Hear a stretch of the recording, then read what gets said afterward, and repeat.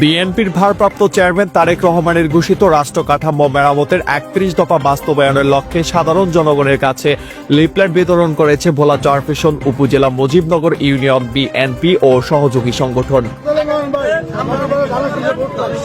সোমবার বিকেল থেকে সন্ধ্যা পর্যন্ত কেন্দ্রীয় যুবদলের সাধারণ সম্পাদক নুরুল ইসলাম নয়নের পক্ষে মুজিবনগর ইউনিয়ন বিএনপির সভাপতি সাবের আহমেদ মিয়ার নেতৃত্বে বাংলা বাজার, চানমিয়া বাজার, জনতা বাজার, নতুন বাজার সহ ইউনিয়নের বিভিন্ন গুরুত্বপূর্ণ স্থানে সাধারণ জনগণ ও ব্যবসায়ীদের মাঝে এই লিফলেট বিতরণ করা হয়।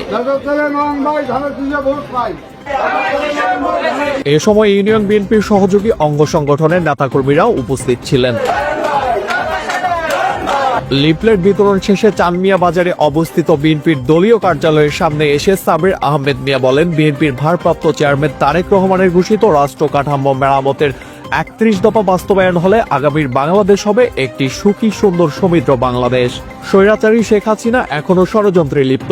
আপনাদের সবাইকে ঐক্যবদ্ধ থাকতে হবে, সকল ষড়যন্ত্র মোকাবিলা করতে হবে। ২৪-এর স্বাধীনতাকে ধরে রাখতে হলে সবাইকে ঐক্যবদ্ধভাবে নির্বাচনের মাধ্যমে বিএনপিকে ধানের শীষে ভোট দিয়ে ক্ষমতায় আনতে হবে। তারেক রহমানের ৩১ দফা লিফলেট বিতরণ করেছি এবং নুরুল ইসলাম নয়নের এই দেশের ছেলে, আমরা তার জন্য ভোট চাইতেছি।